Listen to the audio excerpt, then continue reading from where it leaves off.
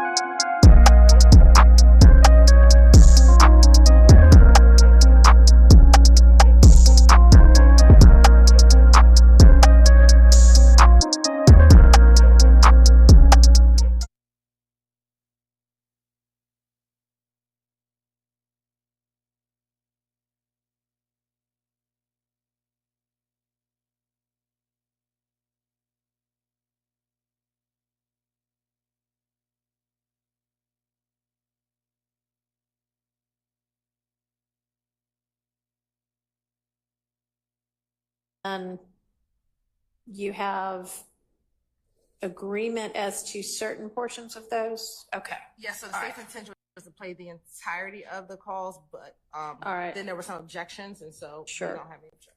Okay. So we don't have objections. All right. So do you want to put on the record what portions?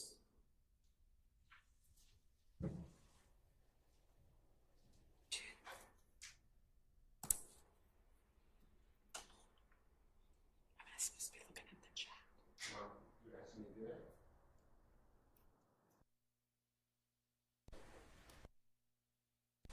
As if the court has the email, I can go through the areas where there was objection. And I don't have the email. I do have the email. I just don't know where to find the email. Okay.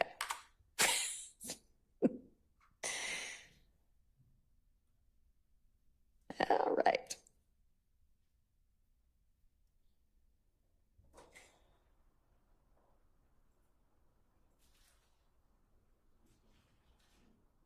All right.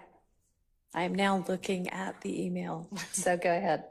So for the first call, which is on March 11th, 2015, there's an objection from 10 minutes and 45 seconds to the call to 10:50. And the state has no objection to not playing that portion of the call. Okay. From 15:15 to 15:32, the state has no objection to stopping, to not playing that portion of the call.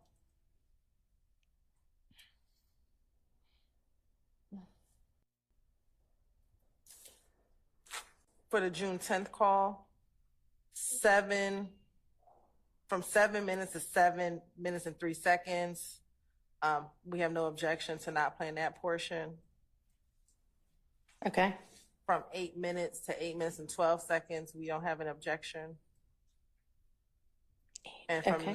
9 minutes and 57 seconds to 10:15, we do not have an objection. Okay. For the June 13th call, we do object to that portion of 2:55 to 3:10. Okay. June 14th, We have no objection from 1351 to 1358. No objection from 1411 to 1413. And then for the June 15th call, we have objections to 453 to 511. As in y'all want that in? Yes. Okay. 601 to 612, we object. We want that part in. Right. 642 to 649, we want that in. Okay. But I don't know if someone told me this, but I wrote in 1310 to 1317.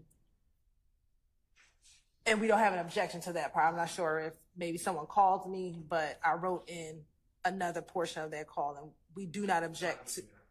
Oh, that's on the email as well? Okay. I wrote it. I have it handwritten. Okay. So, because it's on the back side of it. All right. So we have no objection to 1310 to 1317. Okay, great. All right, so then our issues are with June 13th, 255 to 310. And then June 15th, 453 to 511, 601 to 612, and 642 to 649. Is that correct? Yes, Your Honor.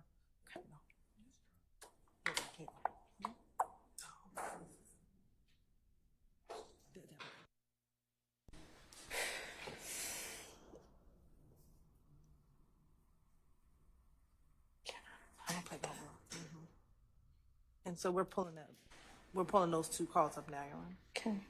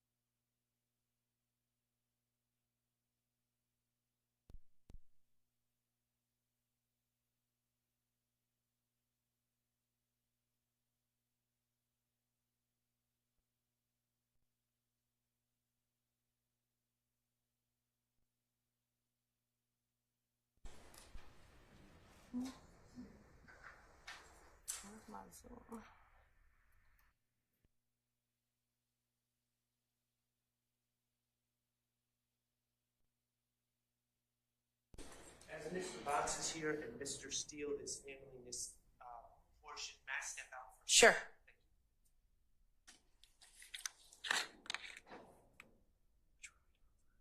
This is a free call from. And I'm going to start, Your Honor, around 2:25. He booked the Brian. Meet me on University. On University where? That gas station we always. You know what that gas station? Chevron. That's Chevron. Meet me at Chevron. Hey, Matt. Okay. Yeah. That little D ain't right, bro. What did D do? I'm gonna say too much, bro. You talking about rock crew, Lil D? Yeah. I told him. He told on Roscoe too. You think I'm fucking playing, bro? He told on Roscoe. He told on Roscoe just cause he Roscoe ain't no fucking blood. And he don't give a fuck. Roscoe ain't free. Hey, D come meet you. And that concludes at 3:11, Your Honor.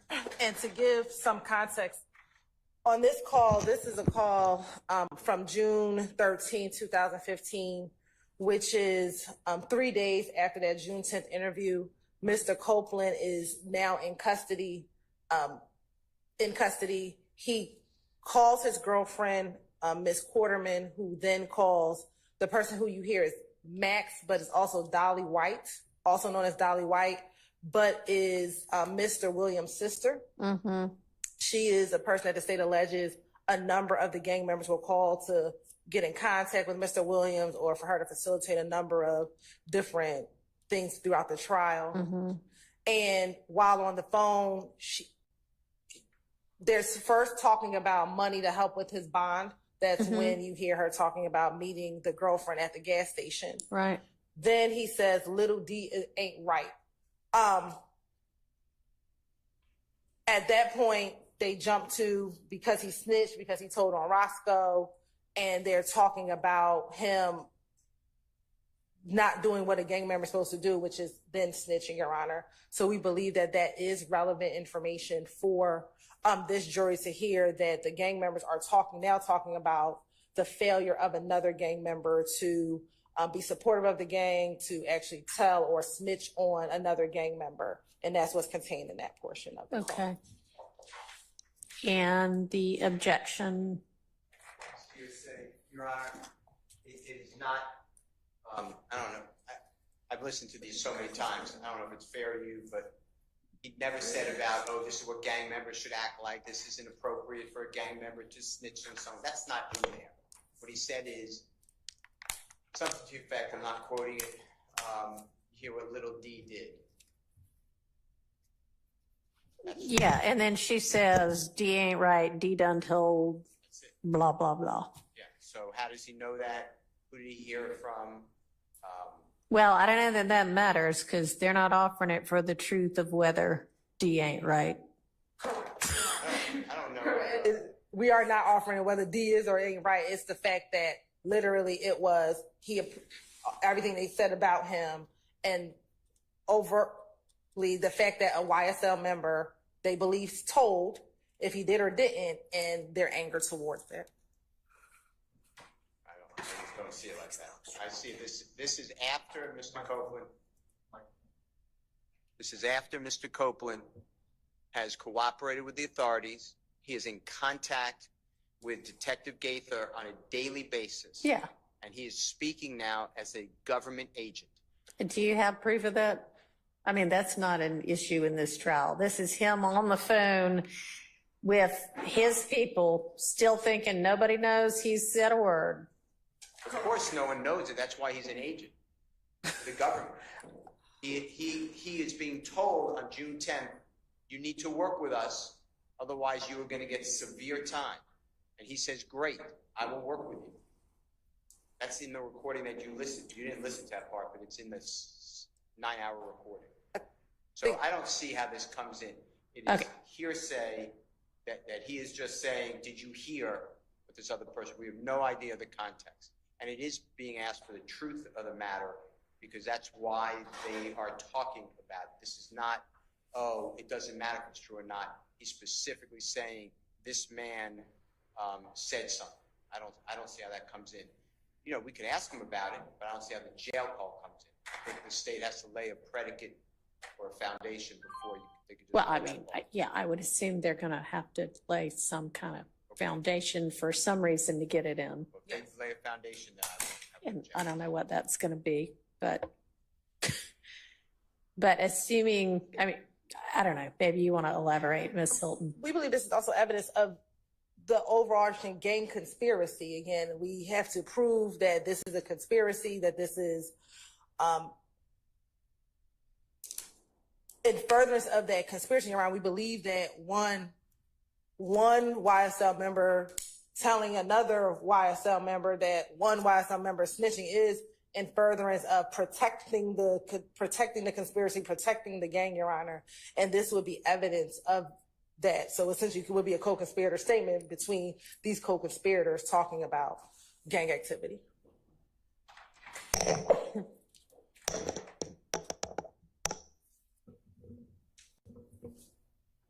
I mean, I think if the proper foundation is laid, that comes in over a hearsay objection. Okay, and then, excuse me, June 15th, a couple of different portions.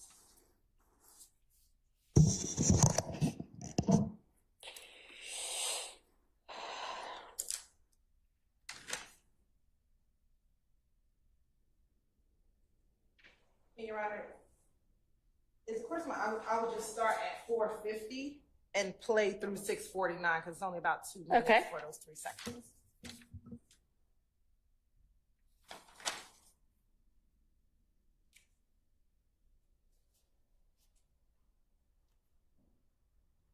I'm still out sitting on the phone.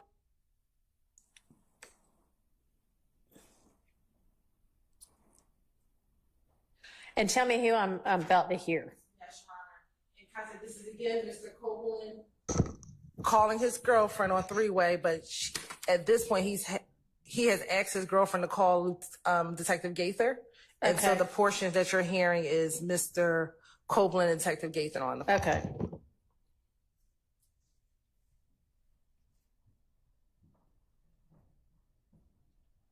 Gotta I'm going to start at 4:47. for everything. Like, I'm not gonna sit here and promise you like you're gonna get out of jail next week or in 2 weeks. All that, like I told you, you gave us a lot of good information, but we gotta still do our job. We're not just taking your word for the gospel just because it's coming from you. We still gotta investigate shit. So all of that will be taken into consideration at the end of the day. So my brother, Like I said,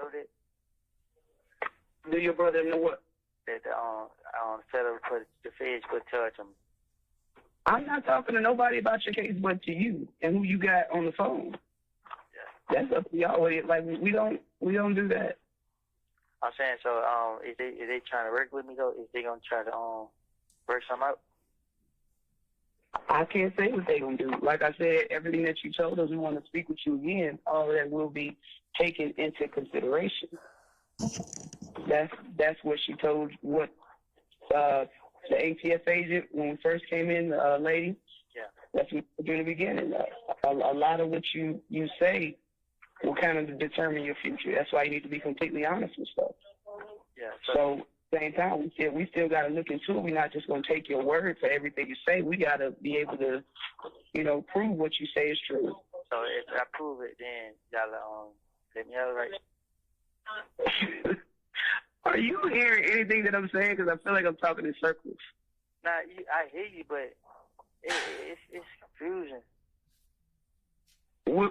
If you provide us with some things that we can verify, it's not up to us to let you out of jail. That's totally up to the DA's office, all that stuff on what they want to do with you. They do take into consideration if you helped or not. And so far, it appears as if you've helped, but we still have to do our job and investigate. Yeah. So I still got state and the. And I conclude at 6:53. Okay.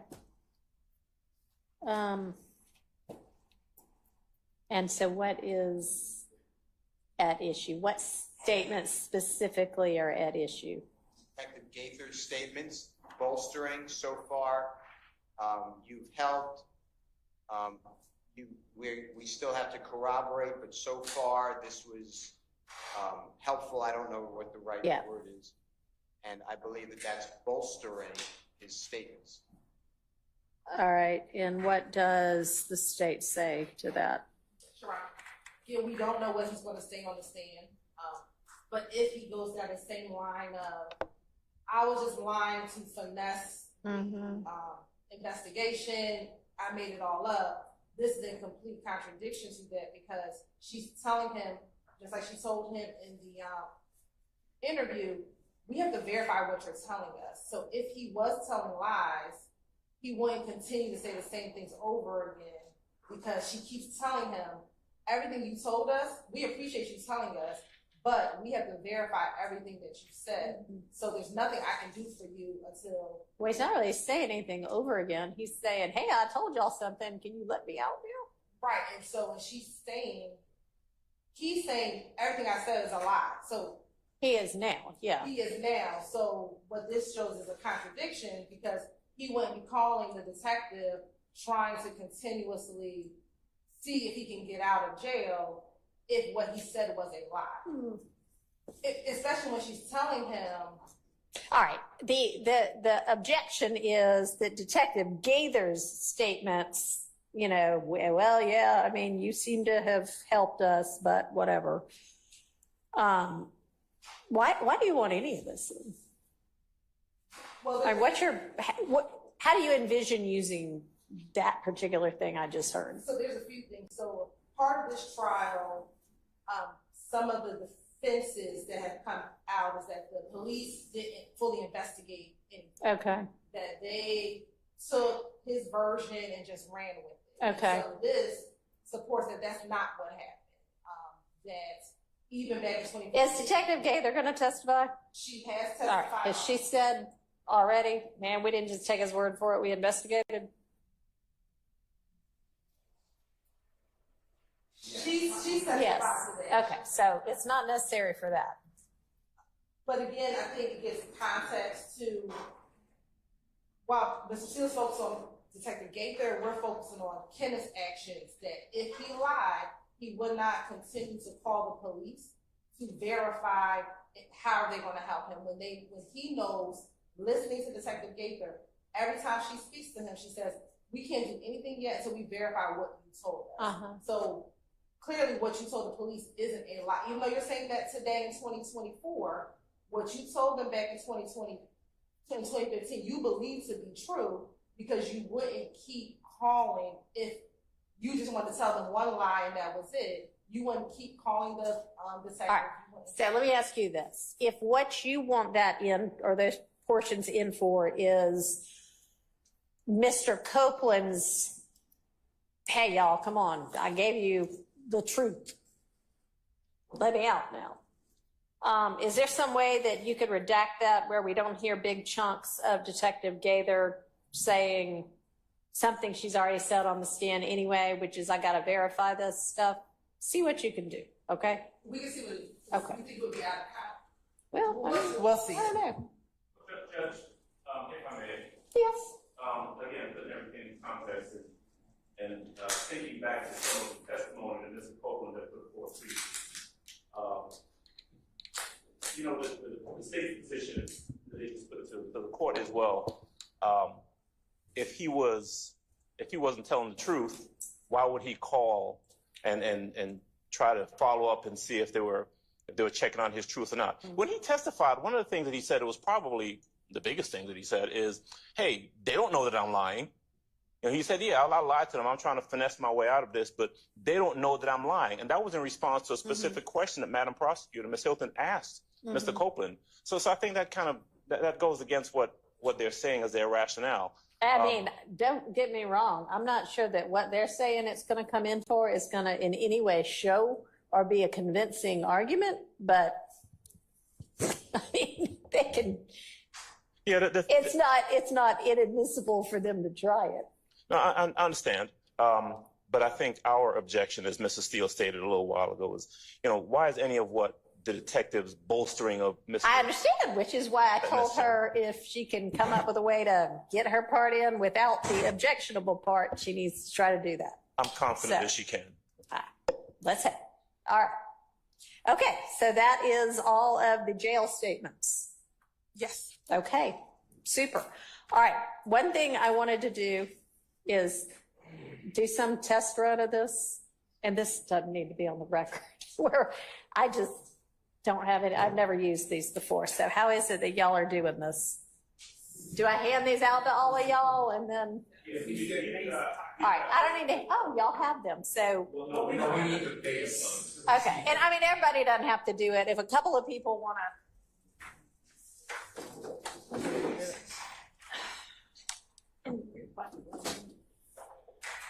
No earthly idea. It's plugged in right now. Okay. So I take one of these too. Is there some significance to the red ones? You want one to try? Hey, is there some significance to the red ones? Does anybody know whether there's some significance to the two that are red? I don't think you've ever used those. Oh. All right, so. And does the court reporter get one so she can also hear what's going on, I would imagine? Okay.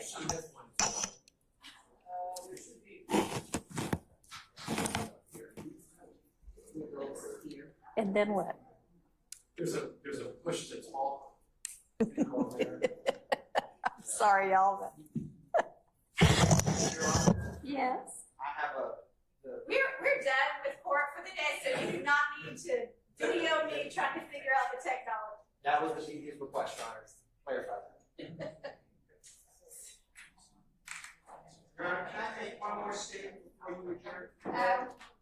Something we need to put on the record. Yeah, we can do Yes. it the bench if you want to use your Hey, that's a brilliant idea, because they don't take pitch conferences. Sounds good to me. All right, but how do you turn what is this here?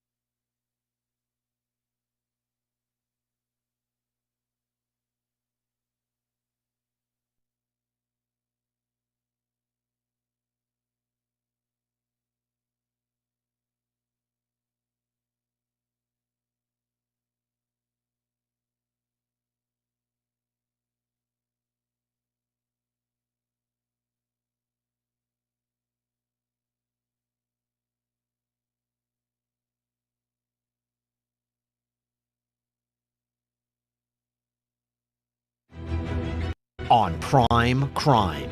Miss Sawyer, she just disappeared in thin air. It was mass chaos. When a Florida high school honors student full of promise goes missing. I'm not a monster. I had nothing to do with her disappearance. A trail of love and betrayal threatens to tear a tight-knit family apart. Do I think my husband is capable of any of this? No, I don't. You know, but we have a missing piece of the puzzle.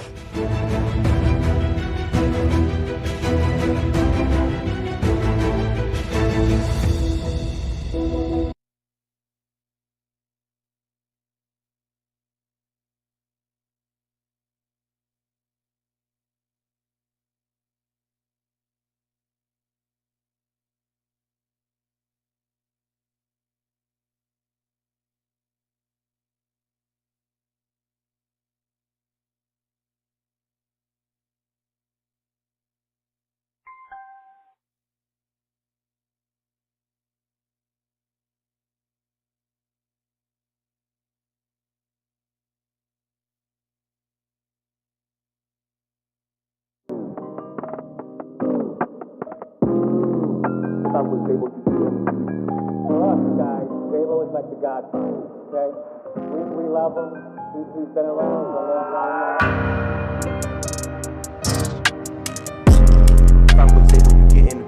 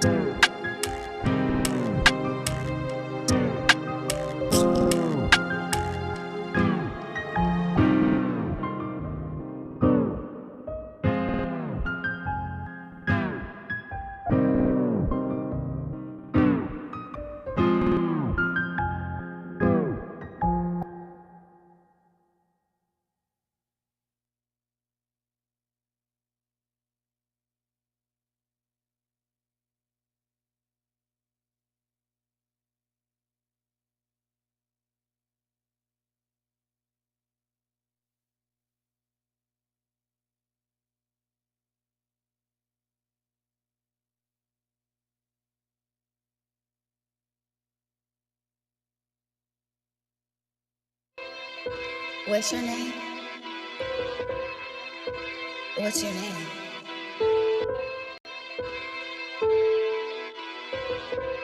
Zabo?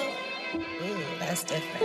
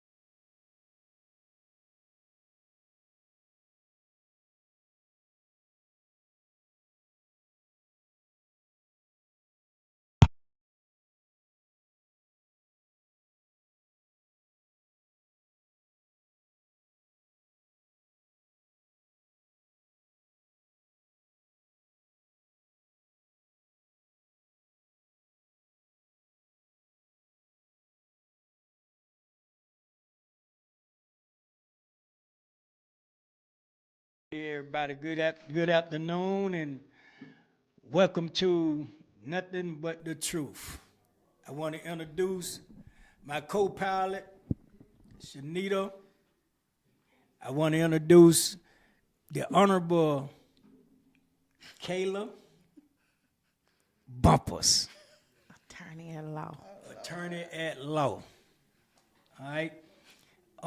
Today we are going to come back and we're going to reiterate on some things that took place in the trial before now, you know, as we have been doing the last couple of weeks.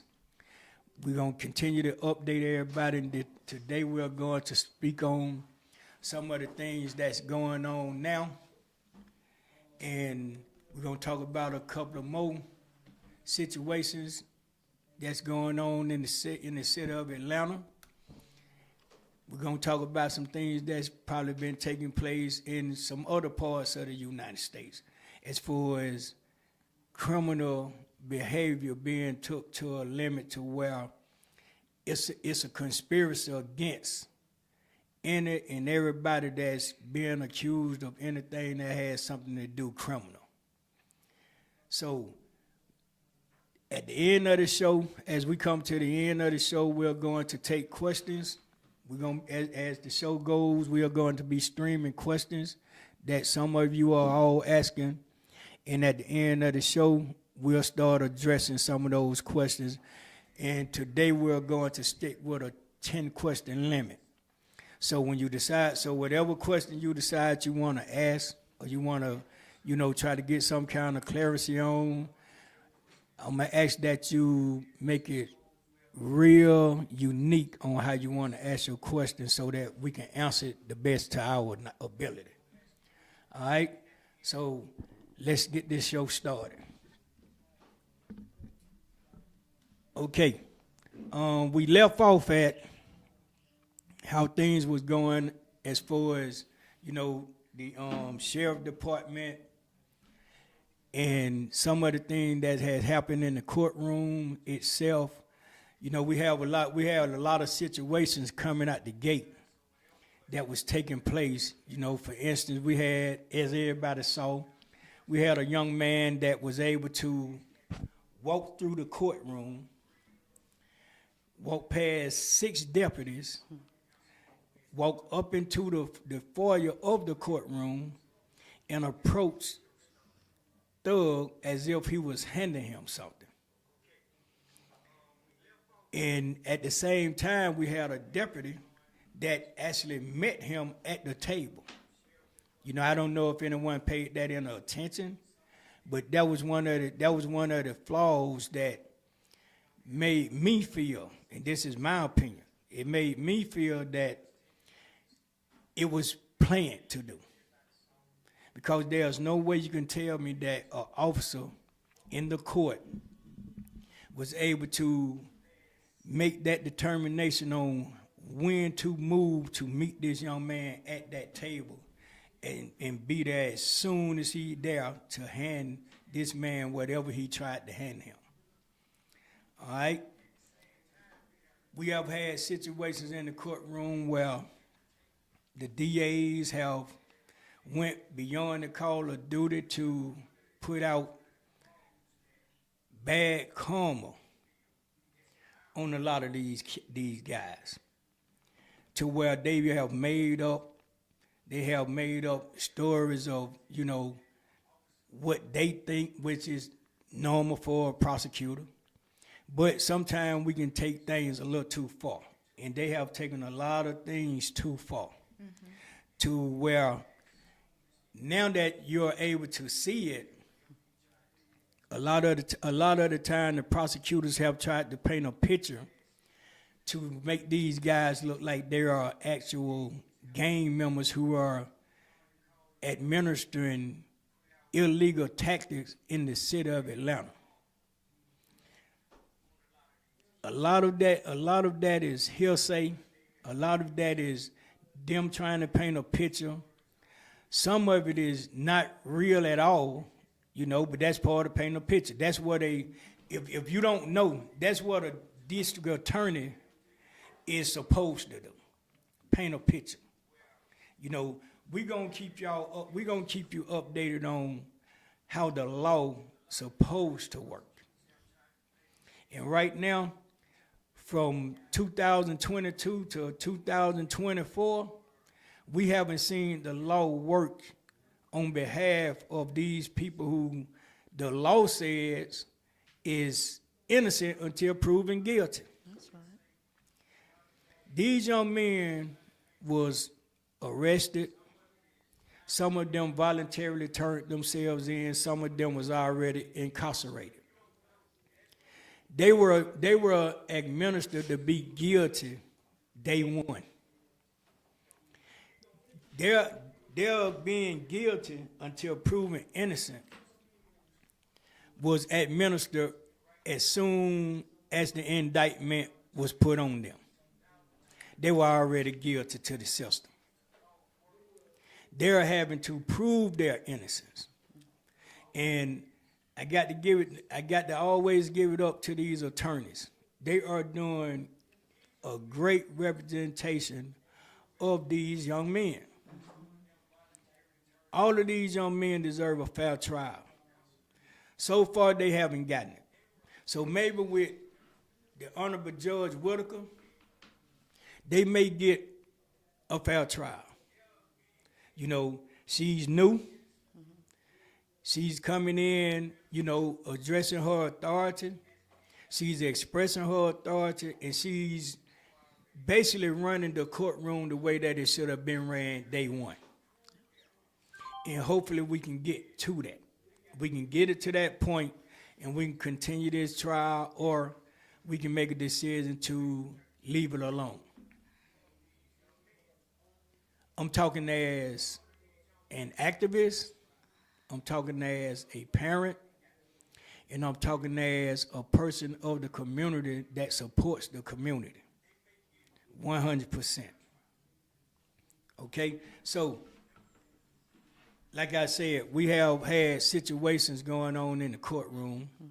We have had situations going on outside of the courtroom to where at one time, Cobb County Sheriff Department was transporting these kids, a couple of the guys that was housed in Cobb County, until an incident happened in the garage to where Jeffrey wound up getting his leg hurt, to where he had to be wheeled into the courtroom during trial in a wheelchair. You know, and my question to anybody was, what happened? What happened? I was there. You can't tell me didn't nothing happen. I was there. I just didn't see what took place in the garage. You know, so these are things that need to be addressed. All of a sudden, Cobb County was taking off the detail. You know, and I had talked to a couple of the Cobb County officers, just like I do the Fulton County officers. And I'm not gonna say that all of them are foul, because some of these officers are really nice guys, nice young ladies, you know, and they are trying to do their job to the best of their ability. But we have to understand, people, as well, that some of these officers trying to do their jobs the right way, they still have a chain of command that they have to follow on getting their details from and administering what has to be done when it comes to the courts. So I would never say that all officers are corrupt. I would never say all sheriffs are corrupt. I would never say all district attorneys are corrupt. I would never say all judges are corrupt. Right now, we're dealing with a corrupted system on this case that's bigger than all of us. That's bigger than all of us. And if you have been following this case from day one to now, if you haven't been able to see that, then you're not looking. You are not looking. You're not listening. My most entailed point to bring you all up to par with what has taken place is so that the things that you have heard once upon a time that has never been talked about anymore, those are the things I'm going to enlighten you on. When are we going to get back to those points? You understand?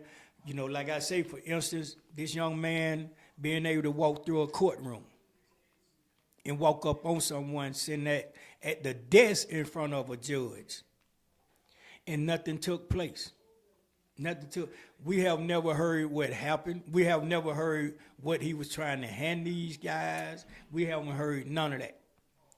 So to me, that was playing. That seemed like that was a stage performance. And they deserve a Grammy for that. Now, we also have had, well, they have had, as we see now, these ex parte meetings, not only with the judge, but with some of the officers, the DAs, the whole 9 yards. To where I have actually witnessed a young lady that's an investigator for the district attorney department actually going through everybody's ID. You know, and if you done forgot about it, I mentioned this in the beginning that we have to go in the courtroom. Before we go in the courtroom, we have to give our identification to an officer that sits in front of the courtroom as a monitor. We have to sign in on the sign-in sheet. Then we have to put our telephones in a pouch just to enter. Now I want y'all to hear this real good. Just to enter an empty courtroom, an unsupervised courtroom, a courtroom that has no criminal activity in it whatsoever, to look at a monitor. And when I raised the question on why was, you know, tell me how this is a proper procedure to be administering. I was told by an officer, and I'm so tired of saying her name, I don't know what to do.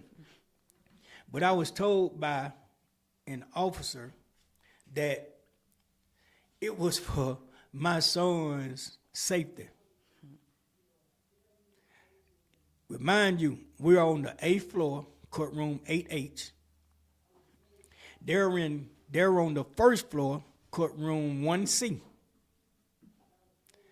How is it that we are turning in identification, signing in on a sign-in sheet, putting our phones inside of a pouch to sit in an empty, unsupervised courtroom? How is that detrimental?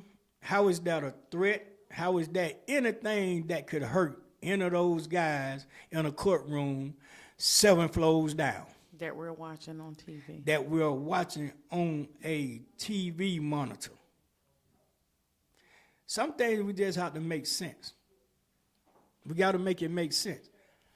So me, being who I am, I took upon myself to go to the Fulton County Internal Affairs and have it and question it.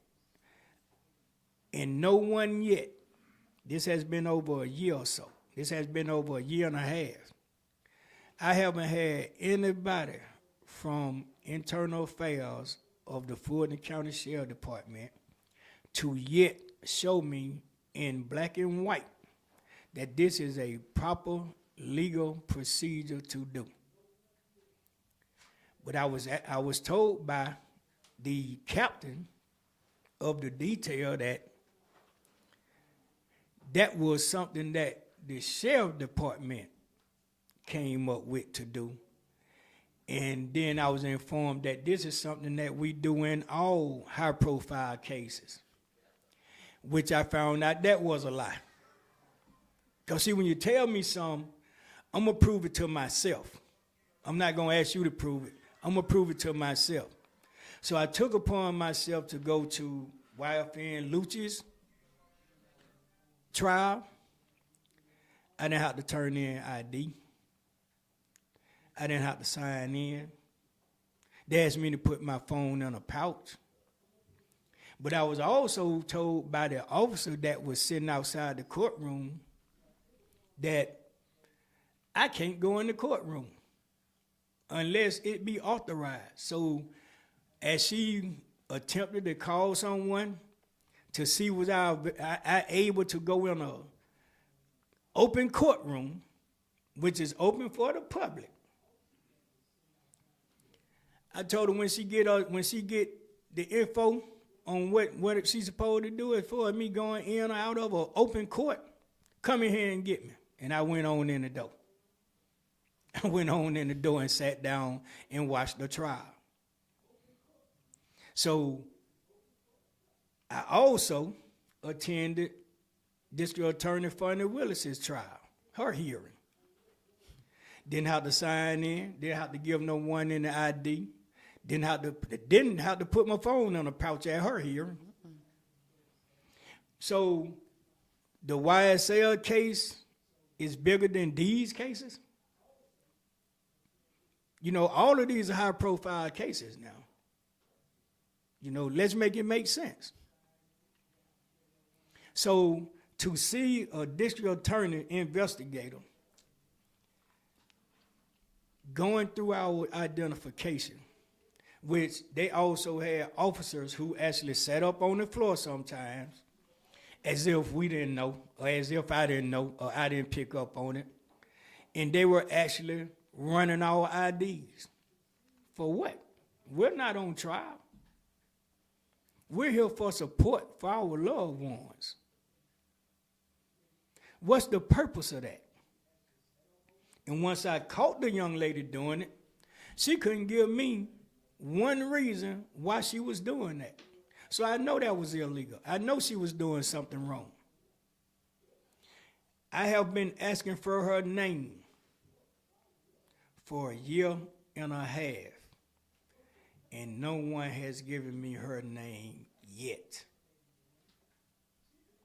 And we all have seen her in the courtroom, for those who have been watching. She's the light-skinned young lady that always have a ponytail in her head, and she sits right behind the DAs on their right side in the middle of the courtroom.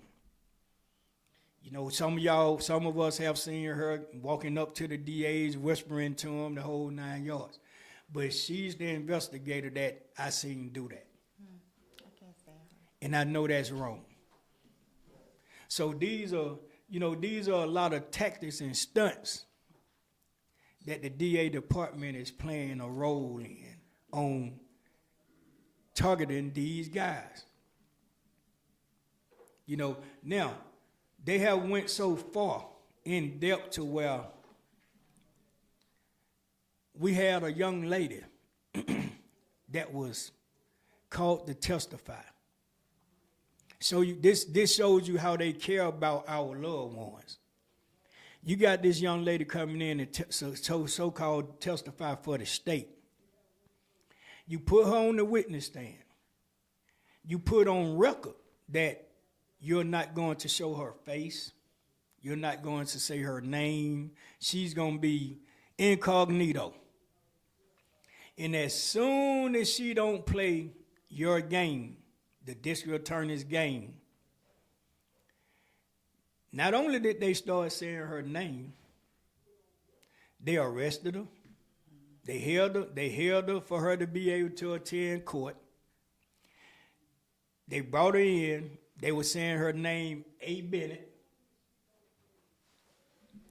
Then it went from A. Bennett to her government name. Then it went from that to actually showing her in videos, showing her on pictures, showing her, just in the entirety. Because she didn't say what they wanted her to say. So you exposed her. You exposed her. That wasn't right. If you're not going to show somebody, you can't show them. If you're not going to say their name, don't say their name. But this is the type of game our district attorney office is playing with these witnesses. But when they put certain officers up and say that they're not going to show them or this, that, and the third, You never see them. You never see them. They even make a suggestion that the media don't show them. The media don't put the camera on them. So you know it's a give and take thing with them. Mostly it's a take. They're not giving anything because anybody that doesn't play the district attorney game, they expose them. They expose them. But you, like I said, you put up a fight to say, well, we feel like it'll be a threat. We feel like it'll be a threat to them for us to show them, for us to say their names, for us to this, that, and the other. And then you turn around and do it. You turn right around and do it. Let's make it make sense. But you put up a fight to say that people's lives are in danger. You put up a fight to say, if you let this man go home on a bond, he can still be a threat to the community. First thing first, people, let's understand this. You can't be a threat to the community if you don't stay in the community. You can't be a threat to the community if you're not associated with the community. We had made a suggestion coming out the gate on a bond to where this man would be heavily guarded. Jeffrey Williams, young thug, would be heavily guarded at home with not just a security team, but a police investigation team, a police housing team, or however they want to call it, 24 hours a day, 8 days a week. And the judge still denied it. And was willing to pay for it out of his own pocket. And the judge still denied it. But I have seen people, I have went in courtrooms and I have witnessed people with 4 murders, 3 and 4 aggravated assaults, sodomy cases, sodomy charges, cruelty to children charges, kidnapping charges, the whole 9 yards, and they getting $100,000 bond, a $90,000 bond, a $85,000 bond. Let's make it make sense compared to somebody that you're just trying to put criminal activities on. And you say no bond. We have coming out the gate where day one of our hearings, of all the hearings that has been done. For 6 months, we discussed in hearings that they wanted to have Mr. Steele taking off this case as Mr. Williams' attorney due to conflict. That went for 6 months. This case is not just about Jeffrey Williams and YSL and the people that they're trying to say are YSL players. It's about Mr. Steele too.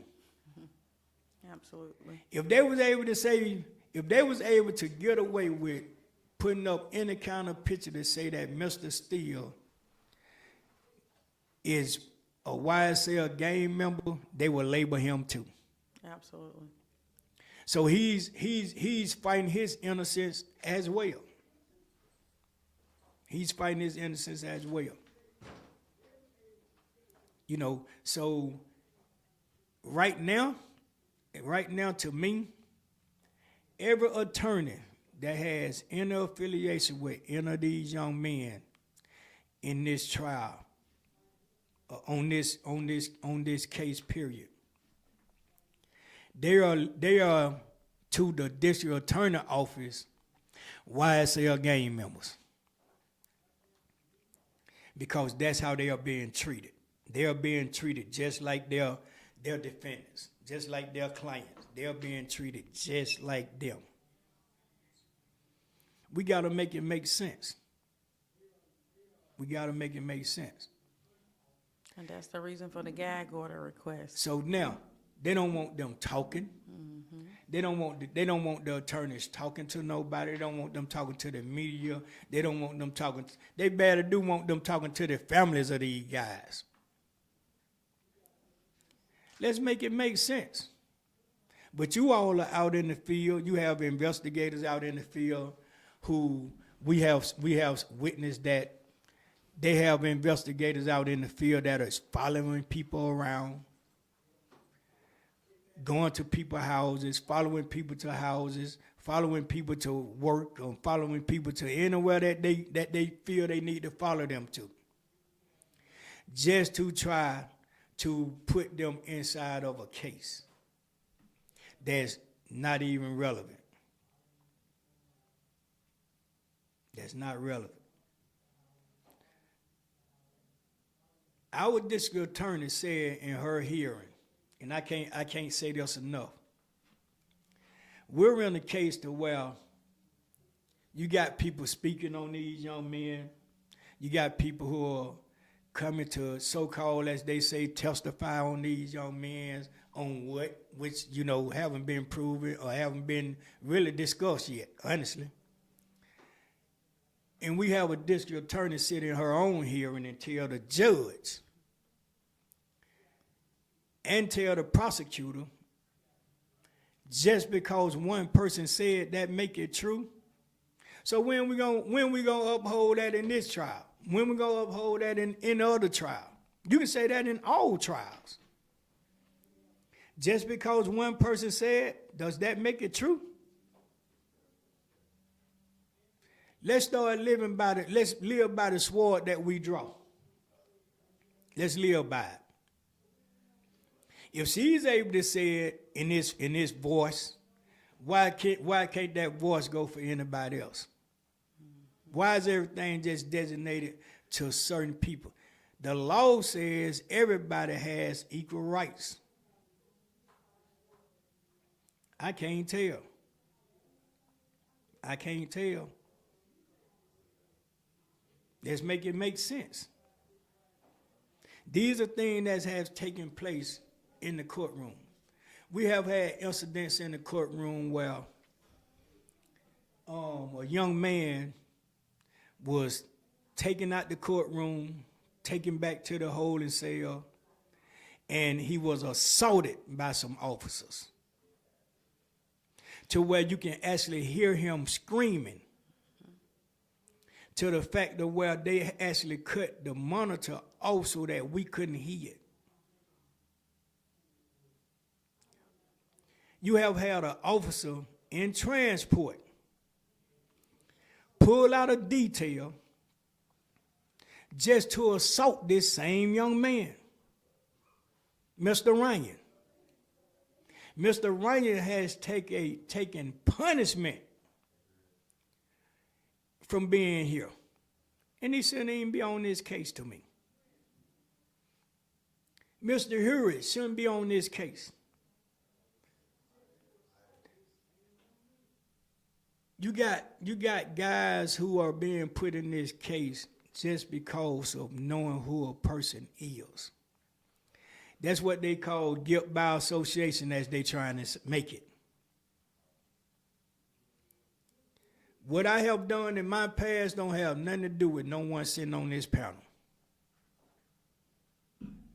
So for you to involve them in something that I have done in the past, and I have served my time to society, I have done what I had to do to get myself straightened out in the whole 9 yards, and then you come and put some innocent people into a trial that they have nothing to do with.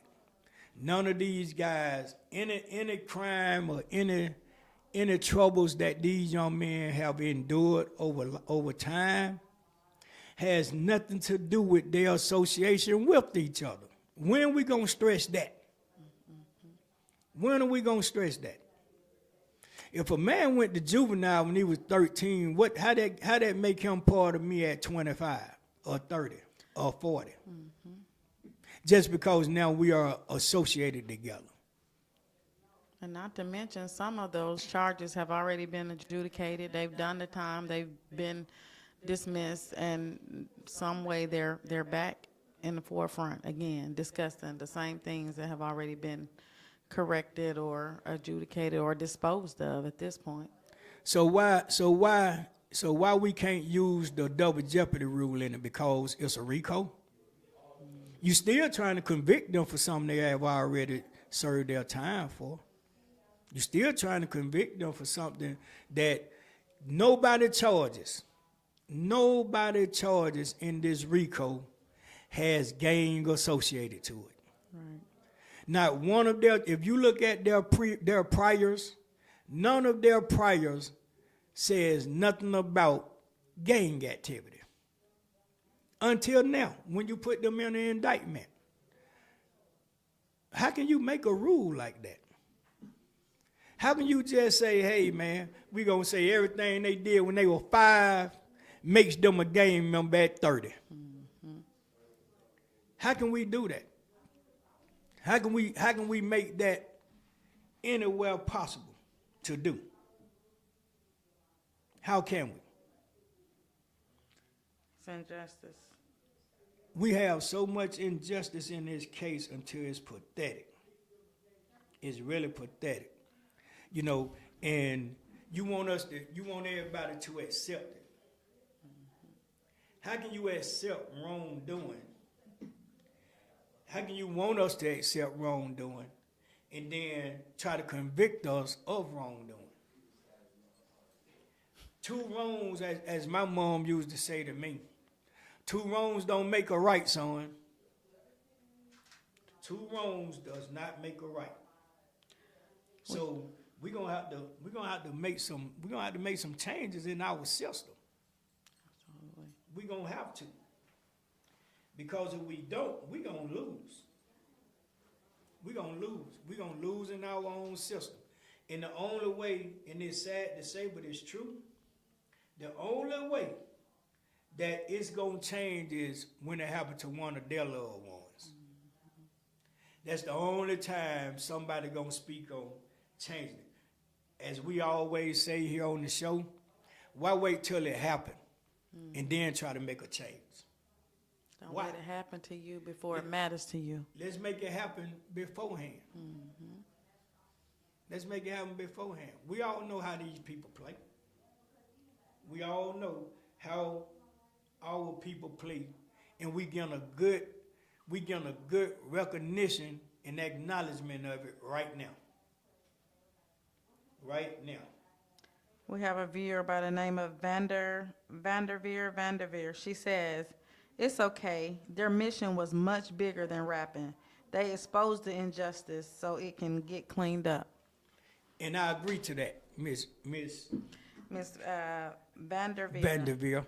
I agree to that because our judicial system in Atlanta, Fulton County, state of Georgia, has really been exposed on this case.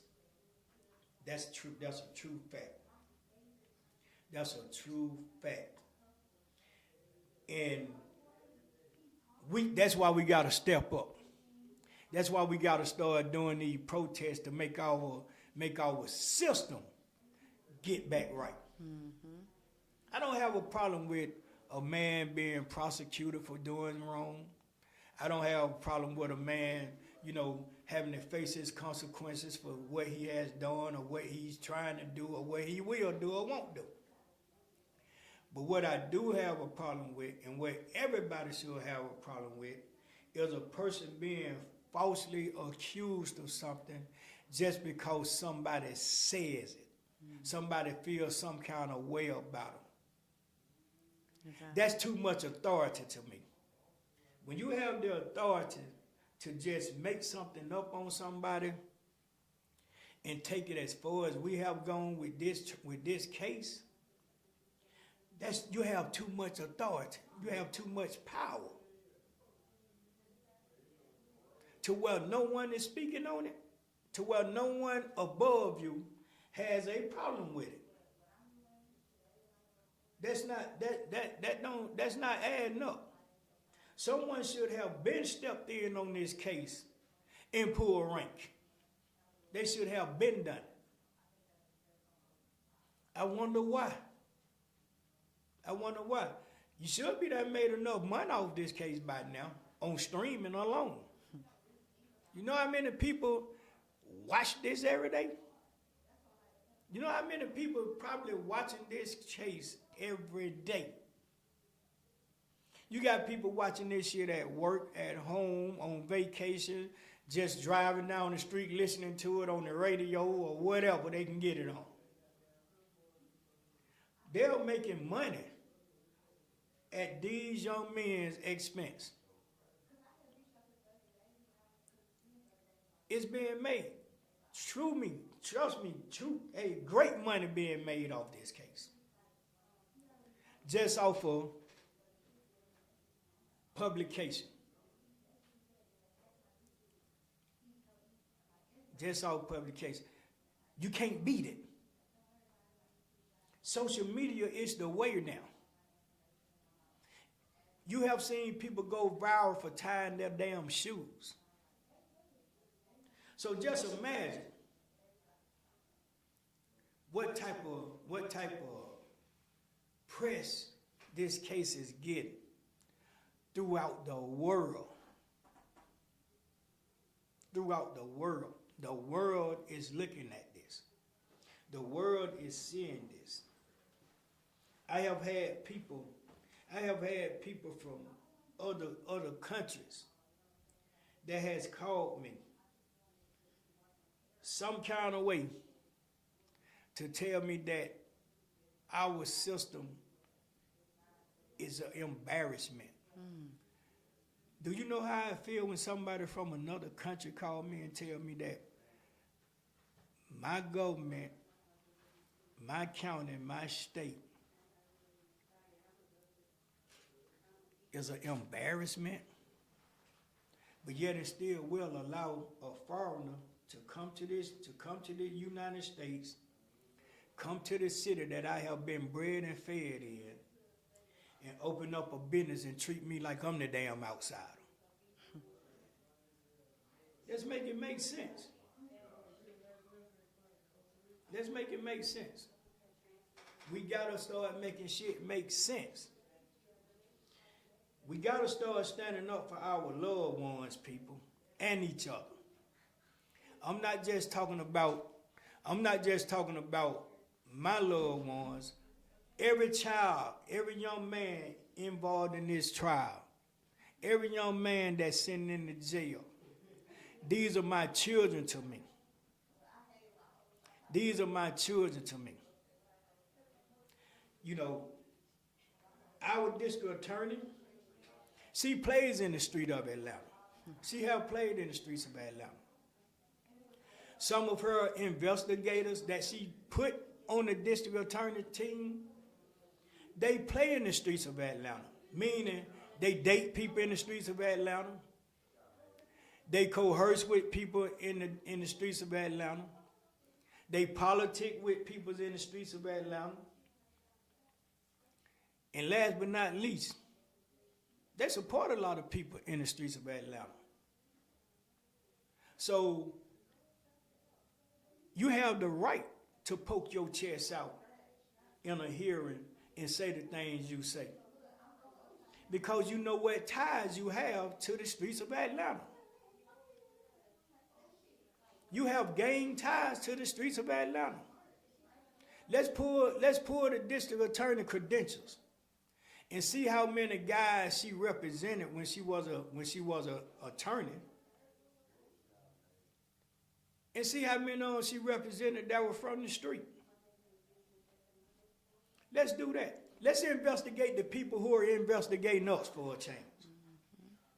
Let's do that. Let's see how clean and pure their credentials are. Why are they making decisions on other people's credentials? Let's do that. Let's do that. And let's see how far we go. Let's see what we can conjure up. Let's see can we create RICO to put them in. That would be good. You know, so, and I guarantee you, the RICO we come up with on them will make them more guilty to any kind of gainful activity that any of these guys on this RICO that they done put them on. I guarantee you. I guarantee you. I wouldn't be scared to put my life on it, which I fear for my life every day, but I'm not scared. I fear for my life every day, but I'm not scared. I can't be scared. I gotta let my people know. I gotta let the people know. I gotta let the people know what's going on in our so-called fair city. We have people running around saying that, you know, that the mayor, governors, commissioners, senates, everybody saying we want to put a fight up against gun violence. How in the hell, and I mean it just like I'm saying it, how in the hell can we put a fight up on gun violence when our governor passed a bill that you have the right to bear arms with or without a permit or a license? Who in the hell would that law put in for? We the ones being convicted for it. We being convicted. But you got a man sit behind his closed door, shoot through his door at and kill somebody that walked up to his door by mistake and knocked on the damn door. Really? Really? But you stop a young man, you stop a car, a police officer stop a car on the street and goes in the car. It's 2 or 3 young men in a car, young black men. We're going to make sure we put black on it. And as soon as they found a gun, everybody going to jail for it. Everybody going to be charged for it. Everybody going to be prosecuted for it. Anything that has anything to do with that gun that they can put a charge on your ass for, they put it on everybody in the car if they young black men. But when is someone going to stand up in a courtroom and say, but your honor, the governor said that a man has the right to bear arms whipped up without a permit. See, and then this way the catch-22 come in at people. Then they stinking ass sit back and say, but yeah, he'll convict the felon. What the fuck that got to do with the price of coffee? What do that have to do with the price of coffee? That's something he did in the past. The law was just passed recently. So that shouldn't affect him. The governor put the law in after the fact. So everything is everything until, like I say, it happened to them. Until it happened to one of them, hey man, it's fair game. It's fair game. Our president, our former president, Mr. Trump, who I respect dearly, I respect him because he helped expose our damn government to us. I respect that. I love Trump. But let me tell you something about Trump. Trump played so cold, man, I wish I can be sitting right next to him sometime. I really do. He played that cold, man, because here's a man that's facing the same adversity that Young Thug is facing, that Young Thug has been charged with. Same thing.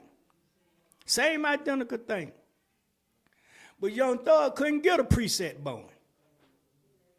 Young Thug and none of his co-defendants couldn't get a bond. our former president,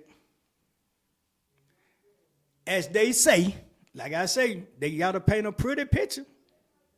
As they say, our president made thousands of people invade our state capital, hurt people. Some people died throughout the damn case, throughout the shit that happened in the damn state capital. You know, we had lives lost. We had people we looking at on TV, on the news, busting out the windows in the damn house. You know, the state capitol, I'm talking about ramshacked it. But everybody got a preset bond. And guess what? Guess what, ladies and gentlemen? Everybody got a preset bond except who? The black man. The black man is the only one didn't get a damn preset bond. How you forget him? How in the hell do you forget the only nigga, and I'm saying it just like that, threw out a whole goddamn bucket of salt? You mean to tell me out of a whole bucket of salt you couldn't see that little black pea in there? I want everybody to take some salt and pour it on the table and then just get a pinch of pepper and drop it on there and tell me if you don't see it or not. Tell me if you don't see it. I went to the SCLC to try to get a protest started. I went to the NAACP to try to get assistance in a protest because of these young men's civil rights and constitutional rights being violated to the fullest. No one came to the call yet. No one has came to the call yet. I had a meeting to go meet with the NAACP to talk about why I wanted them to support me in a protest for these young men's civil and constitutional rights. And I had a goddamn man sit in front of me after all my team sat there and talked about of their rights, and all I talked about are their rights being violated. And not only us talking about it, your ass actually witnessing it on TV every day.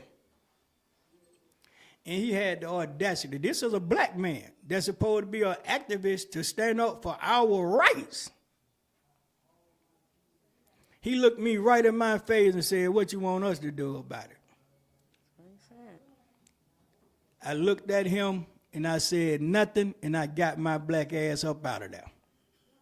And he was glad for me to leave. You know why? Because he told me and the guy that I was talking to, y'all can take that outside. We got somebody else on the way here.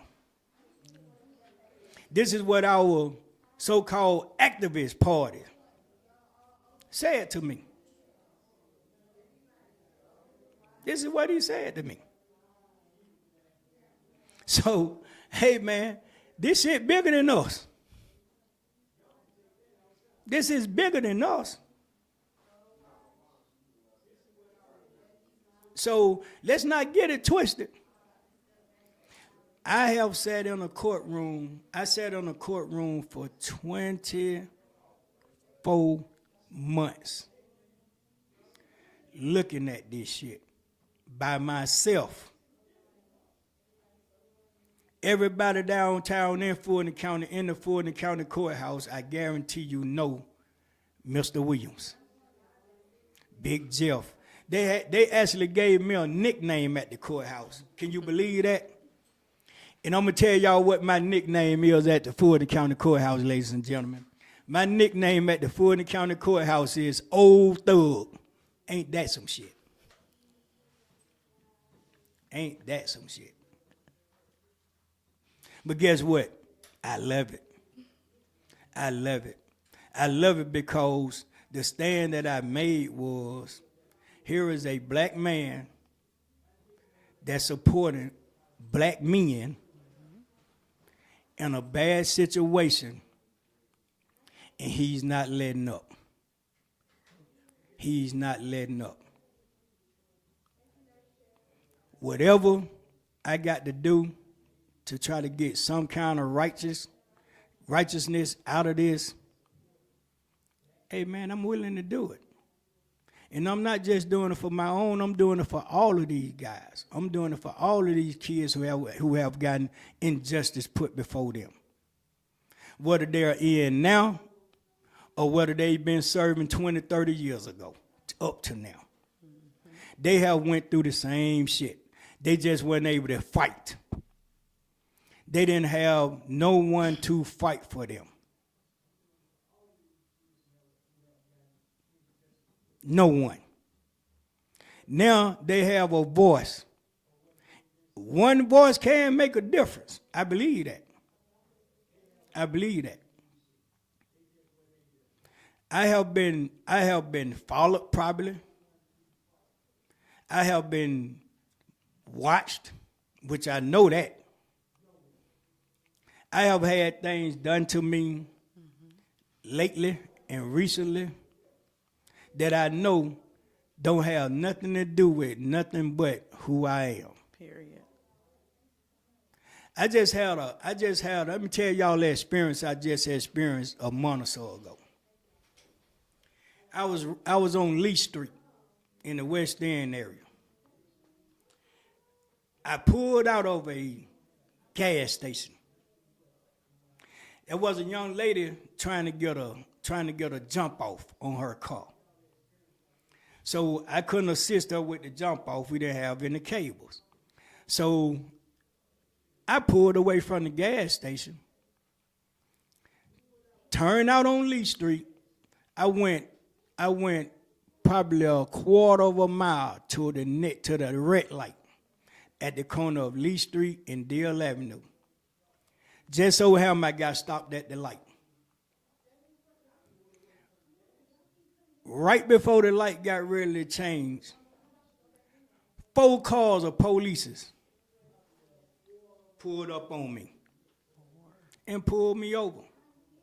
4 cars of police officers. When the officer walked up to my car, I let the window down. He didn't say, "How you doing, sir? You know, you got your license and your insurance, or you got, any kind of identification whatsoever." He walked up to my car, and as soon as I let the window down, he said, "I smell marijuana, give it to me," or "Where is that?" That's what his words. His words were, "Where is that?" Hey man, don't you know? I want y'all to know this. Any police in the United States of America right now can pull you over, and whether it's true or a lie,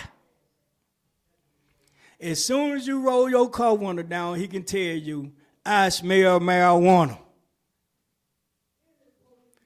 You can say that to 99% of the people in the United States, damn near in the world. Because word is, hey, everybody smoke. Everybody smoke. They think, hey man, so that's a known giveaway.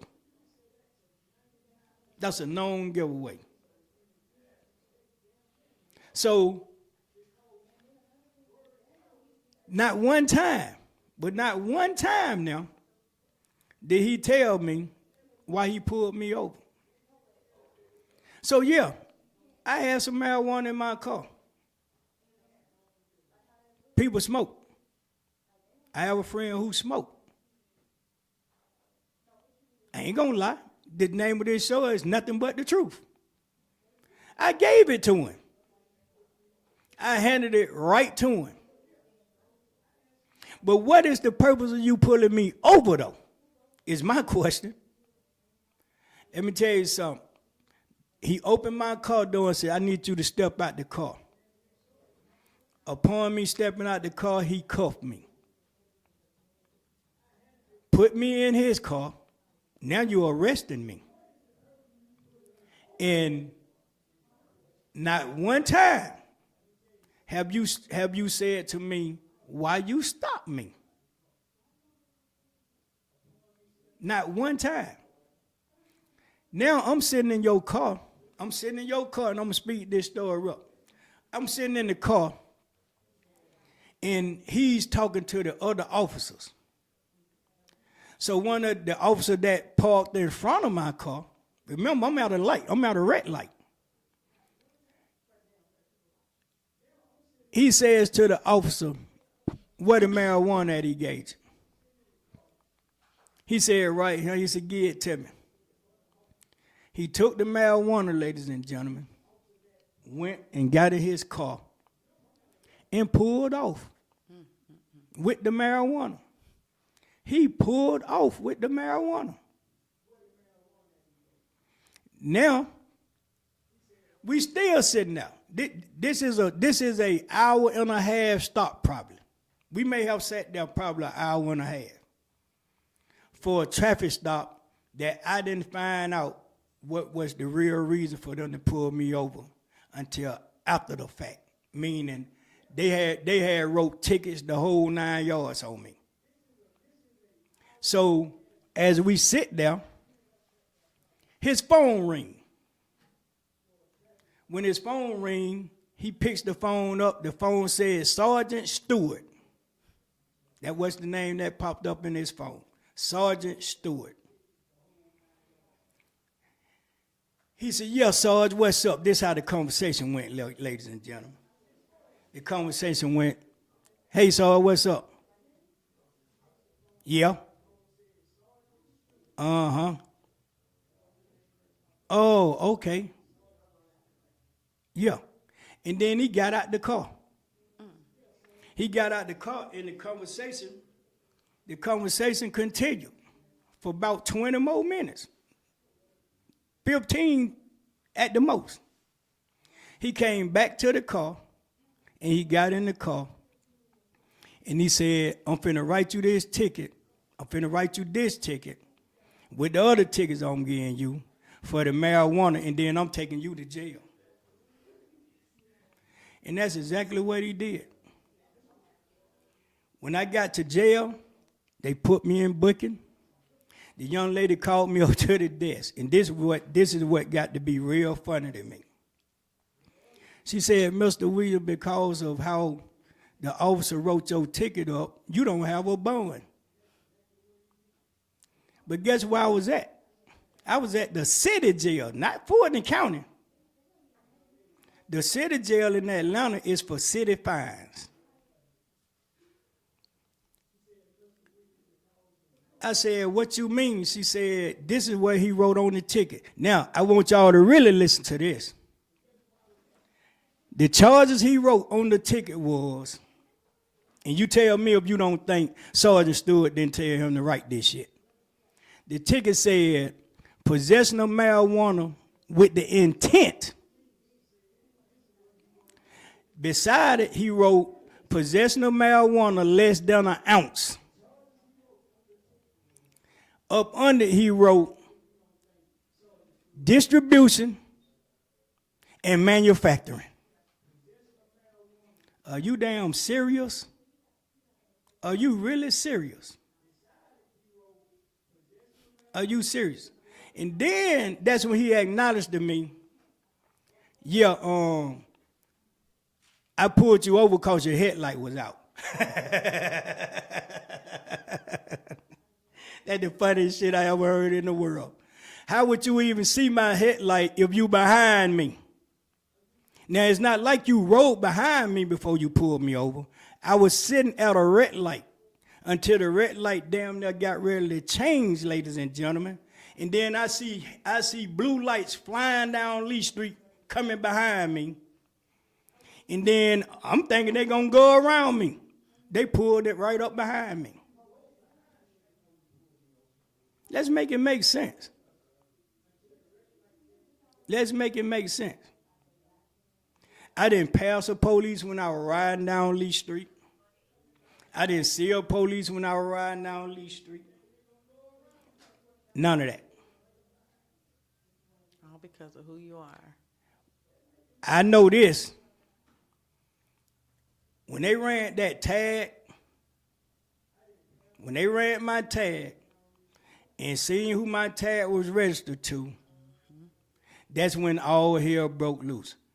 I had officers calling him on his phone repeatedly to the extent that where the officer who got the marijuana from him pulled off with the marijuana. He called him on his phone, on FaceTime.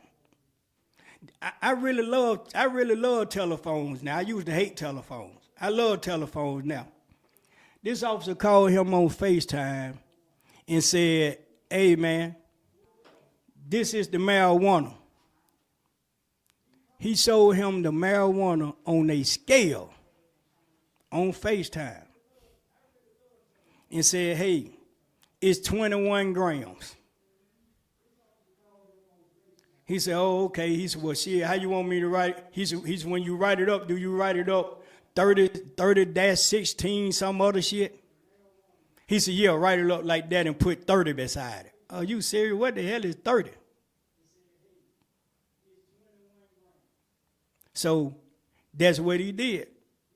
On the ticket, he wrote 30, he wrote 26, 16, 30, some shit like that. But long story short, this is what we have to deal with. This is what we have to deal with. Now, before we pull off, there's another assistant officer standing at his window talking to him. He stood there for 5 minutes. I'm telling you, he stood there for 5 minutes, probably longer, talking to him. And every time he got a chance to say something other than what they were discussing, guess what he was saying to him, ladies and gentlemen? Miranda. He said Miranda so many times I started asking him, "Do you know a goddamn woman named Miranda?" He said Miranda that many times, which we all know what that means. He trying to tell you need to read this man his damn rights. Because you done took him out of his car, put him in cuffs, and put him in your car, and wrote tickets on him the whole 9 yards, and you have Mirandized him. Then you told me you were taking me to jail. Let's make it make sense. I was told when I got to the city jail, "We know who you are," by some officers. "We know who you are." I know, the young lady said, "I know exactly who you are." Are you serious? So these are adversities that I'm having to deal with. You damn right I feel for my family right now. I feel for my family right now. I feel for my family, and I feel, what if I'd have made any kind of false move and they shot me and killed me? Or what if they'd have took upon themselves to say, "Okay, this is what we gonna do to him," and beat me, and say I tried to buck on them. I haven't seen nobody body cameras on. So let's make it make sense. You think I don't know what's going on? That's still not gonna shut me up. It's not gonna shut me up. Stop trying it. The only way Big Jeff, Pop, Jeff Rowe, Mr. Williams, Old Thug, whatever you decide to call me, is gonna be quiet is when I'm in that coffin going in the ground. I'm standing up for these young men. Somebody got to. Somebody got to. I am the father of a lot of children. So guess what? Your child is mine to me. Every child in the world is my child to me. Trust me, Anybody who know me will tell you I feel just like that. That's not just me talking. So I'm finna take a couple of questions, and I'm gonna answer a couple of questions, and then we're gonna call it a day, and I'll see y'all next week. Hopefully, I'll see y'all next week. If God willing, I'll see y'all next week, and we'll talk some more. So I'm gonna take some questions right now, and I'm gonna answer some questions, and then we're gonna get out of here. But always remember, Big Jeff got your back, and your front, and your side. All I need is for somebody to come and help me support you. That's right. You can come help me support you. This show is open to the public. If you got anything you want to talk about, if you have a loved one who has been done some injustice, I don't care what city it's in, you can feel free to come to Nothing But the Truth and tell your truth. That's right. Hopefully somebody is hearing us. All right, so we're going to take a couple of questions, and then we're going to get out of here. Give me a question. Okay, so, well, this is a comment from JJ1. It says, I hear your pain, brother, but this BS will carry on until we, the people, say, F the cops and fight back. Always. I'm always fighting. I don't know no other way. That's why I try to keep it real with any and everybody, especially these kids. They need somebody to keep it real with them for a change. Miss Sylvia said, we got you. Thank you, sis. We know you got us. All right. We got we got the one of the most talked about attorneys in this case, Miss Kayla Bumpus, with us. And as I'm reading the questions, we'll ask Miss Kayla if she want to say a couple of words to you all. Yeah, y'all know we love Kayla here and Nothing But the Truth. I love y'all too. All right. Now, y'all can send me some questions, and I'll answer some questions right quick, and then we'll get out of here. If my director bring me some questions that someone has already asked, whether it's previous or today, then I'll answer some of these questions to the best of my knowledge, and then we'll let y'all leave for today. There's a question by Fab540. She says, well, what habits do you use to keep you grounded? What do you do? All that you're going through with your son and your family being harassed, what do you do to keep yourself grounded? I pray. I gave God all the power, and I'm just appointing God. If God put it on my heart, I speak it. If God put it in my mind, I talk it. But God is always with me in my walk, always. So that's how I deal with it. And then I have a family.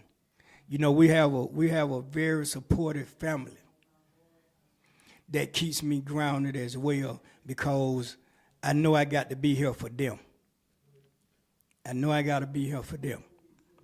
My children has never been without me, and until I leave him, they won't be without me. So, you know, I believe in where one go, we all go. That's what keep me grounded. We got Kyrie say, did you ever get your license back when they lost your license? No, but I damn sure got a charge for not having them. You know, let them tell it. They don't have it. Let them tell it. They say they gave it back to me, but I can't tell. You know, but I signed in on, remember this, I signed in on a sign-in sheet. I think that the officer who I checked in with should have been signed in on that same sign-in sheet. Don't y'all agree? We got Blue Skies. She say, have you thought about reporting Fulton County to the FBI? Who this guy? Blue Skies. Blue Sky, Miss Blue Sky. I have reported Fulton County to everybody, including Jesus, God, and the Holy Spirit. And I haven't received an answer from nobody but Jesus, God, and the Holy Spirit. And they told me, keep doing what you're doing. Keep fighting. So yes, I have. We have Julie Horn asking, well, how is Jeffrey handling this situation? I can't speak for him, but I can speak on his demeanor when I see him. He knows what situation he's in. He is aware of the situation that he's in. And when I do get a chance to talk to him, I keep it real with him like I have done for 32 years. But he also knows this. He knows that there's not a night that he have been locked up in Cobb County Jail that he can say, my dad ain't fighting for me. My family is not fighting for me. You understand? To the extent that where I used to have officers come to me and say, we told your son you him, and you know what he say? I said, what did he say? Which I already know what he's saying. I know. I know he him. He gonna be him. So as long as I'm up, he up. As long as he's up, I'm up. But we know we got our backs to each other and we fight. We fight. So I think that he's handling it pretty well, considering, and we're gonna survive this storm together.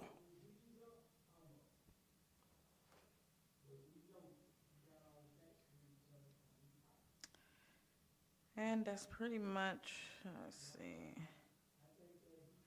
It says, how is Nothin? Does he have a chance to fight due to this Nothin is okay. He's okay. He's okay. You know, he's facing some adversities too, you know, and I'm fighting for him as well. That's my child too. And, you know, we going through some things, but he's gonna be out. He's gonna be out. He's gonna be out. So I'm telling him the same thing I'm telling this brother. We're gonna fight together, son. We're gonna keep fighting. We're not gonna let them beat us by nothing but holding y'all in a jail. And that was from Flesh of the Gods. Thank you for the question. We also have some supporting comments from Dawn Paisley. She says, we're praying for you, Big Jeff, and Little Jeff, and your family, Mr. Jeff. We will get justice. And I'm praying that we do. I'm praying that we do, and I appreciate you praying for us as well. I appreciate everybody for the support that they are giving us. You know, but I want you to also understand that I want to help you support your loved ones as well. Like I say, I'm not speaking on anything just because of what we're going through. I'm speaking on the facts of life of what all of us go through. All of us have went through. All of us have had to endure. So we just need to come back to being a community again. Exactly. Once we come back to being a community again, our judicial system will have to change. Right now, they're beating us because they have divided us. And the rule of thought is, in order to conquer, you must divide.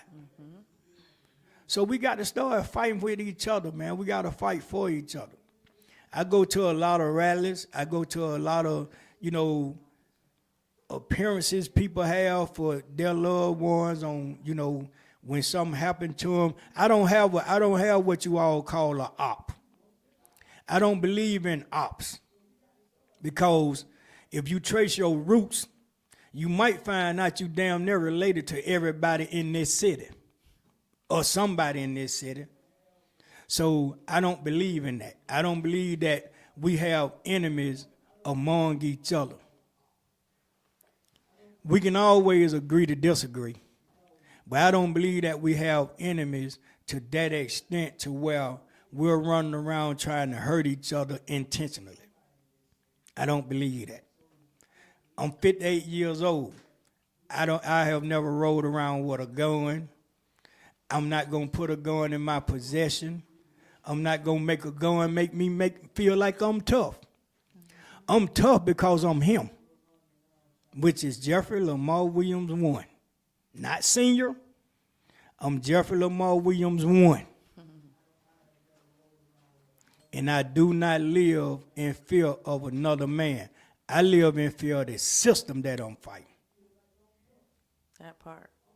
We have another question from Miss Robin Mentor. She says, what do you think of this new judge? The jury's still out on that one. Now, I do appreciate what she's doing.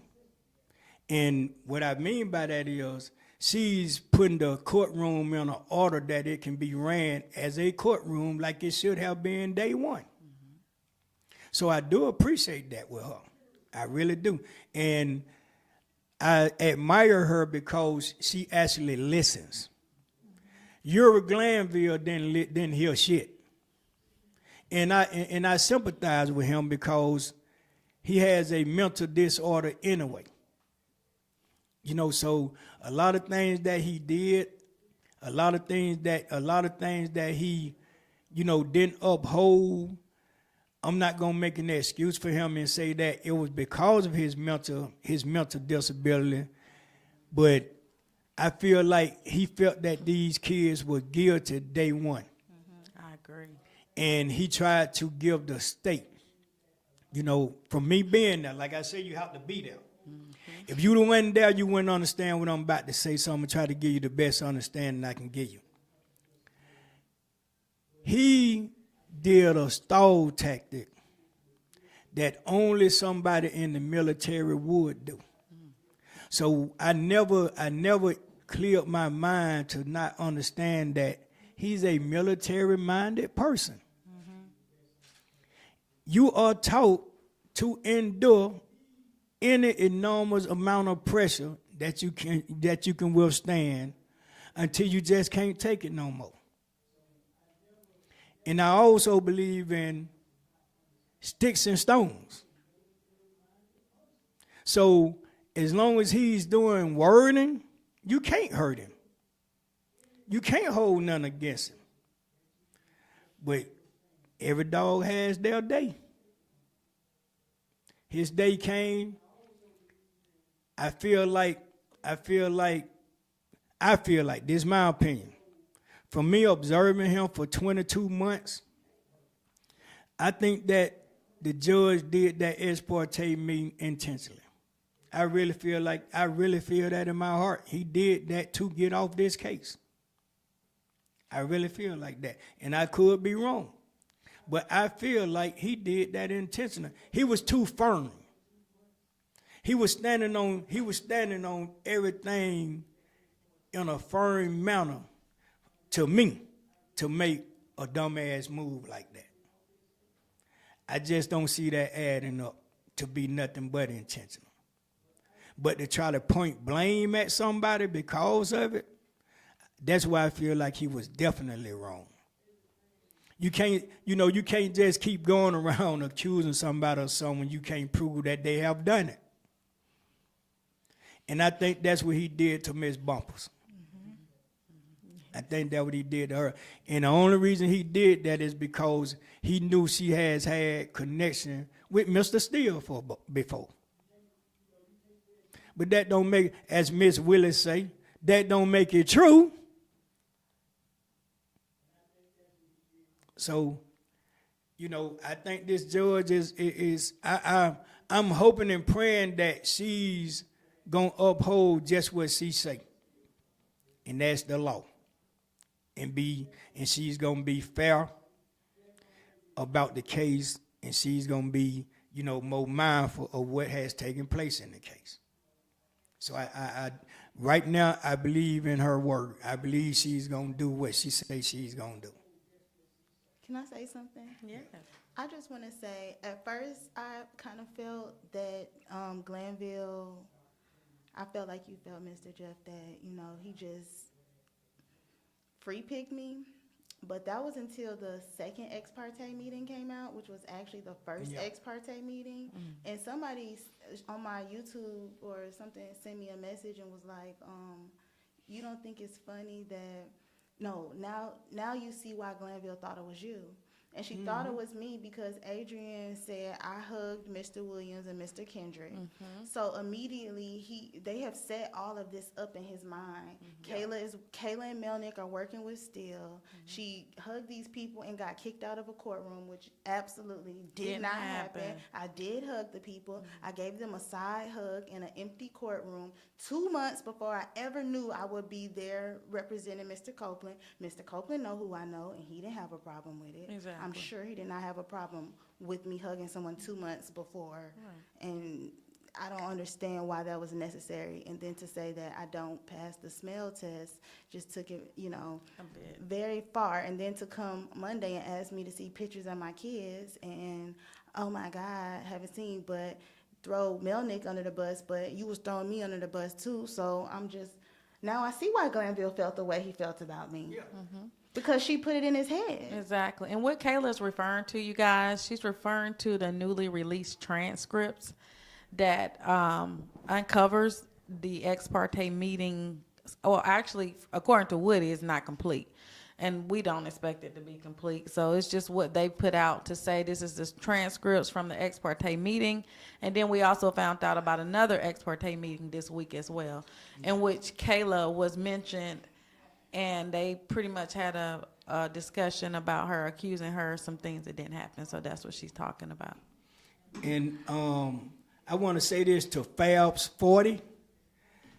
I have been saying what you just said since day one of this case.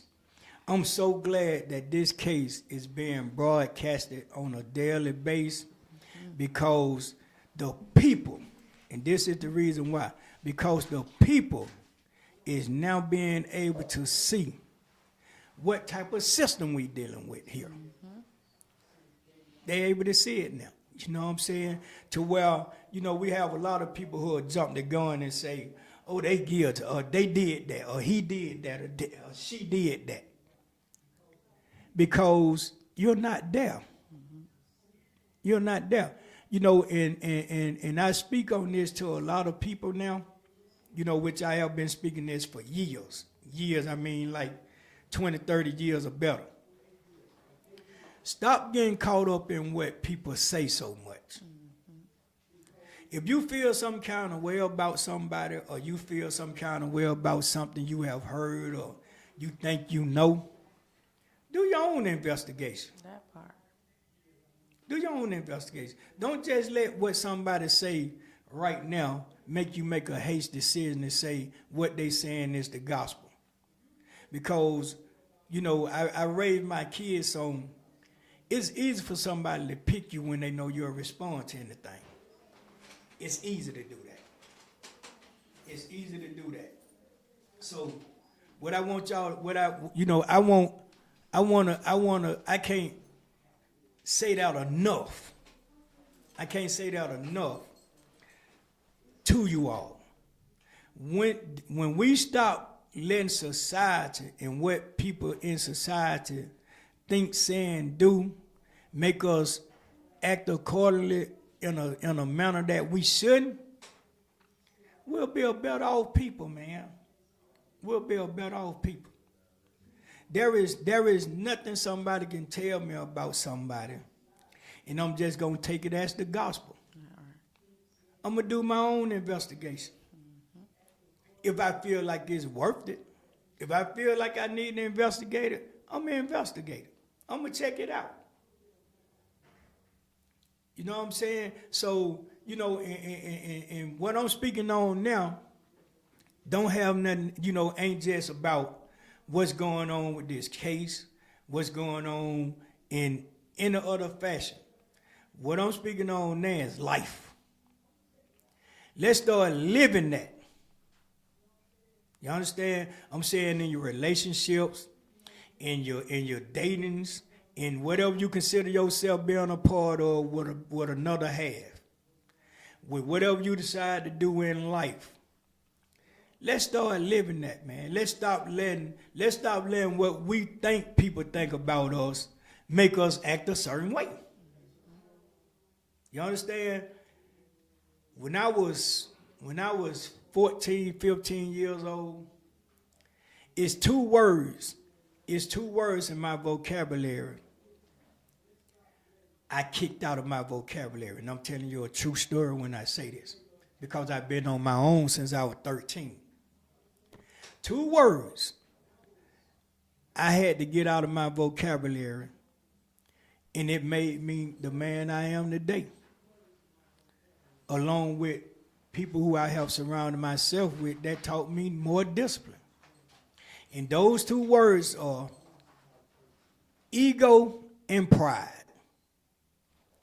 If we don't get that shit out of our lives, people, it's going to sink us if it haven't already sunk some of us. Ego and pride is the two most definite words to me in life, because everybody live off of that shit, and it's not good. It's not good. So that's why we get stuck in, what we think other people gonna think if we carry ourselves a certain way. That's why we feel like, okay, my child can't wear this because everybody gonna say this or that about them. Mm-hmm. Or they gonna this or they gonna, hey man, if you want my child, and my kids will tell you this, if you want my child to wear certain shit, buy it for them. Buy it for them. You do what you can to support your kids' needs. Fuck their wants.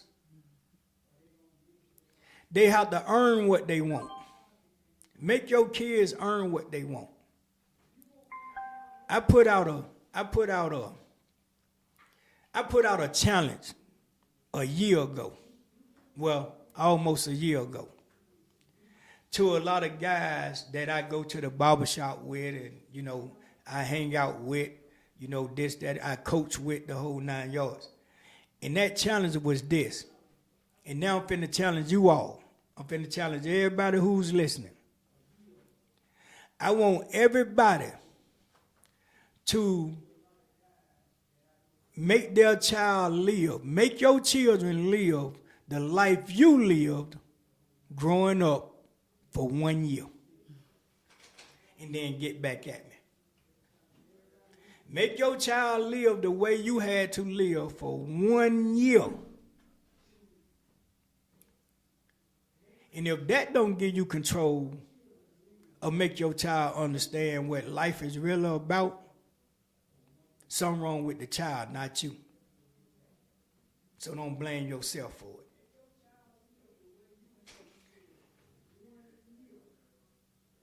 Okay. What you got?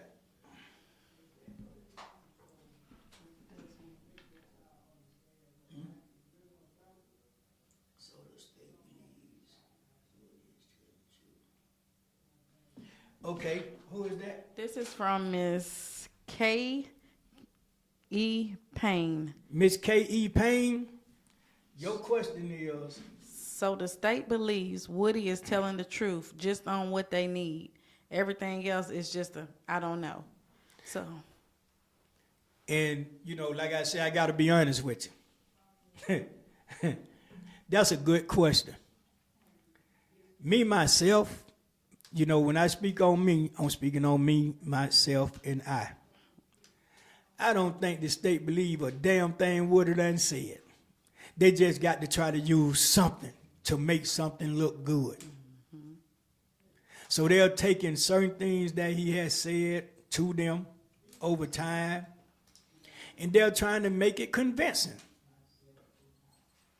And they can't. They can't make too much of what Woody say convincing. Hell, Woody can't make too much of what he fucking saying convincing. And I'm not being derogative with him about that. I'm just saying, with all after you said so much, what else can you say? What else can you say? The only thing somebody can ask you is what have you said? You understand what I'm saying? So they're asking him about things that he supposedly have said, which we done heard a lot of things on video that he has said. But let's not forget his point. His point was, I told you motherfuckers a lot of shit to keep myself out of harm's way. With y'all, not with the street.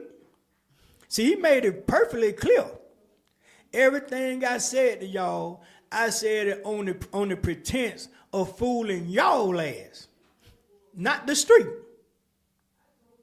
Because I didn't want to go to jail. The young man said he didn't want to go to jail at one time because it was his child's birthday. I feel him. If I can tell you, if I'd have been able to tell you some shit and you let me go home and be with my family, man, I'm going to tell you some shit. Absolutely. That don't make it true. You asking me to tell you some shit. And let me tell you something.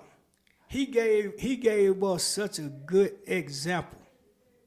I wish I could have went in the courtroom and shook his fucking hand.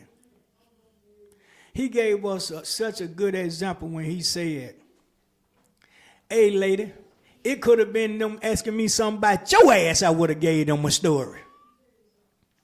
They could have asked me something about anybody, and I would have gave them a story. I'm trying to go home. Exactly. So how can we take what he has said or done and take it to heart to say, he did something wrong. He did what he felt. He did what anybody have ever done on a plea deal or anything else. He did what he felt like he needed to do to go home, man. Exactly.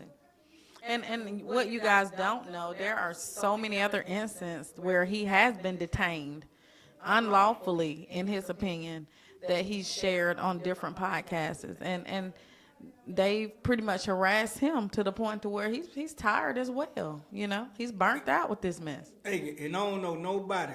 I don't know nobody. I can't begin to think I can know anybody who, if the police came, you know, we got to understand, man. That's why I say I want y'all to start paying attention to what's being said and done. This young man sat on the witness stand and said, each and every time a crime was committed from the Cleveland Avenue area to the Pittsburgh, to the damn Mechanicville, to the West Side, period area, these folks came and picked my ass up. Every time.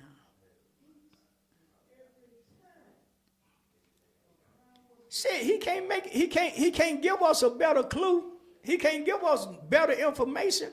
He letting us know every time something happened, these people came to pick me up, man, regardless of if I had something to do with it or not. And it was because all somebody had to do was just implicate his name. And they coming to get him. And they just want a reason to get him. Even now. They coming to get him. What they say, he'll have to sit there until the end of the trial if he don't talk. I mean, he's always under a threat. These are threats. Those are threats. Those are threats. You know, so, hey, man, we just got to shake it off. We got to shake it off. So that's it for today, ladies and gentlemen. And if you heard it once, you heard it twice, you heard it 3 times, you heard it more. This is Big Jeff. This is Anita, at Absolute Justice Now on Instagram. And we are streaming live from DWH Studios. And everything you hear on this show, like I say all the time, will always be nothing but the truth.